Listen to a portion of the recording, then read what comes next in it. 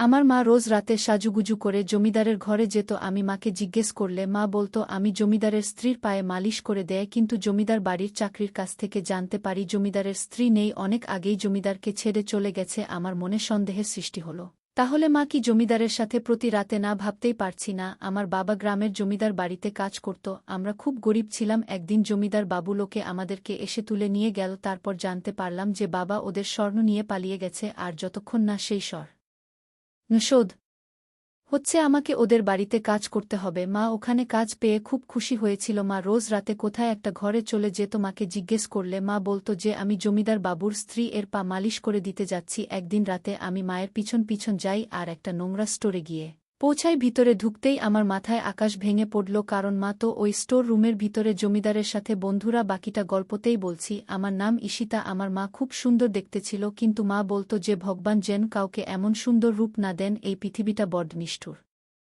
এখানে সুন্দরী মেয়েদের বিপদ অনেক বেশি। মায়ের এসব কথা আমি কিছুই বুঝতে পারতাম না। মাঝে মাঝে মনে হতো মায়ের এসব কথা বলার কারণ আমার বাবা, যে সবসময় আমার মাকে সন্দেহ করত। বাবা দেখতে ভালো ছিল না, বাবার গায়ের রং কুচকুচে কালো ছিল। বাবা প্রায়ই আমাকে বলতো আমাকে এত খারাপ দেখতে, আর তোমাকে সুন্দর পরীর মতো দেখতে, তুমি কি করে আমার সাথে সুখে থাকবে? তুমি মনে মনে নিশ্চয়ই অন্য কাউকে চাও। আমরা একটা ছোট গ্রামে থাকতাম, সেই গ্রামের জমিদার এমন হুকুম ছিল যেন মনে হতো তারা এখানকার রাজা, আর আমরা তাদের চাকর। বাবা জমিদার বাড়িতে কাজ করত। জমিদার খুব একটা ভালো কাজ ছিল না, শুধু জমিদার বাবু সাথে সাথে থাকত, কিন্তু জমিদার বাবু বাবাকে চাকরির মতো ধমক দিত। মা ও গ্রামে কাজ করত, কিন্তু সারাদিন পরিশ্রম করার পরও মা সুন্দর দেখতে ছিল। আমি ভাবতাম মা যদি ঠিক করে নিজের যত্ন নেয় তাহলে আরও কত সুন্দর হয়ে উঠতে পারবে। মায়ের খুব কম বয়সে বিয়ে হয়েছিল, মায়ের বয়স এখনও 2-5 বছর হয়নি, আর আমার বয়স 1-2 বছর হয়ে গেছে। একদিন মা আর বাবার মধ্যে খুব ঝগড়া হয়। বাবা মাকে জিজ্ঞেস করে তুমি জমিদার বাড়িতে কেন গিয়েছিলেন? মা বলে আমি ওখানে জিনিসপত্র দিতে গিয়েছিলাম, এর জন্য আমাকে পয়সা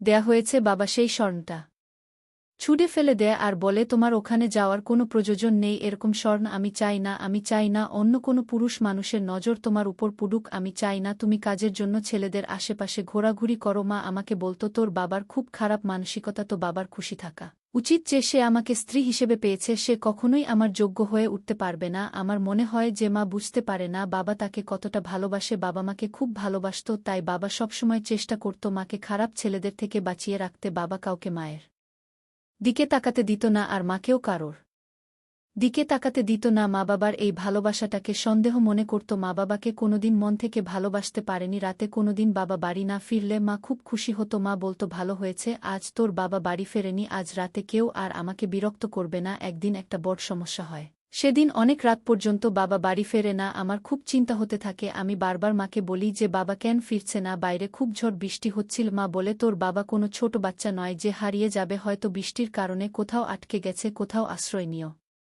এছে, বৃষ্টি থামলেই তোর বাবার ফিরে আসবে। অনেক রাতে আমাদের দরজায় এসে কেউ কড়া না দেয়, আমার মনে হয় বাবা এসেছে। আমি দৌড়ে গিয়ে দরজা খুলি, কিন্তু বাবা আসেনি। জমিদার বাবু লোকেরা এসেছে, তারা বাড়ির ভেতরে ঢুকে জোর করে আমাদের দুজনকে তাদের সাথে নিয়ে যায়। মা খুব চেঁচামেচি করে।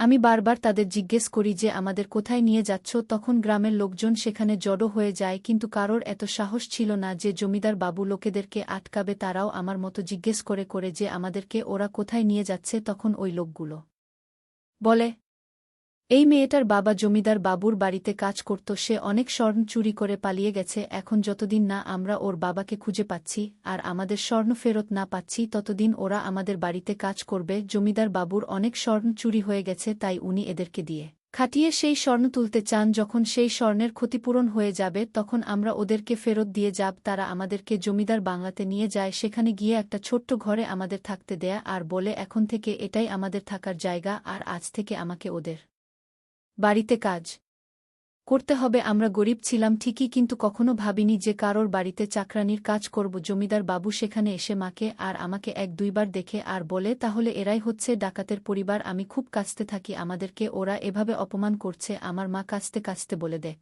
তোর বাবা আমাদের কত বড় সমস্যা ফেলে দিয়ে গেছে, সে স্বর্ণ চুরি করে কোথায় গেল কে জানে। যদি স্বর্ণ চুরি করে পালাতে হতো তাহলে আমাদের কেউ সঙ্গে করে নিয়ে যেতে পারত, আমরা অন্তত এদের হাত থেকে বেঁচে যেতাম, কিন্তু তা না করে উনি নিজেই পালিয়ে গেলেন। তো বাবা এতটা স্বার্থপর আমার জানা ছিল না। আমি মাকে বলি, এখন আমরা কি করব? মা বলে, কি আর করব, এরা খুব ভয়ঙ্কর লোক, আমরা যদি এখান থেকে পালিয়ে যাই তাহলে ওরা লোভ দিয়ে ঠিক আমাদের খুঁজে বের করবে, আর তারপর আমাদেরকে মেরেও ফেলতে পারে, তাই এরা যা বলছে তা মেনে চলাই ভালো। তোর বাবার পাপের প্রায়শ্চিত্ত তো আমাদেরকে করতেই হবে, এখন আমাদের বাড়িতে কাজ করতে হবে। পরের দিন সকালে আমি আর আমার মা বাংলো যায়। আমরা বাড়ির ভেতরে ঢুকছিলাম, তখন একটা মোটা মহিলা আমাদেরকে থামিয়ে দেয়। মনে হচ্ছে এই বাড়ির ইনচার্জ, এখানে সব কাজের লোকদের দিয়ে সে কাজ করায়। এই মহিলা মাকে বলে, তোমার কাজ বাড়ির ভেতরে, তুমি রান্নাঘরে কাজ করবে, বাড়ির সবার জন্য খাবার বানাবে, শুনেছি তুমি খুব ভালো রান্না করতে পারো।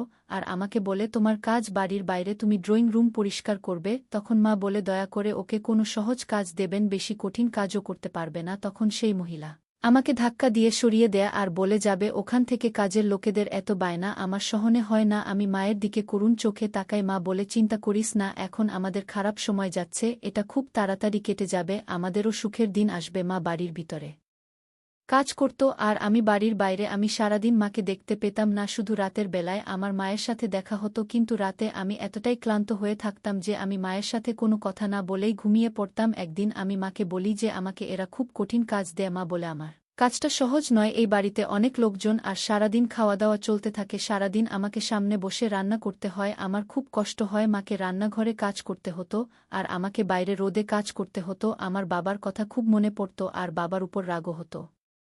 বাবা কি করে আমাদেরকে ফেলে রেখে দিয়ে চলে গেল? স্বর্ণ নিয়ে পালিয়ে যাওয়ার আগে একবারও ভাবল না যেটা ফ্যামিলির কি হবে? বাবা তো খুব ভালো মানুষ ছিল, সবসময় তার স্ত্রী আর মেয়েকে আগলে রাখতে, আর আজ তারা হাজারটা পুরুষ মানুষের সামনে চাকরানির কাজ করছে। আমরা খুব গরিব ছিলাম ঠিকই, কিন্তু কখনো ভাবিনি যে কারোর বাড়িতে চাকরানি হয়ে কাজ করব।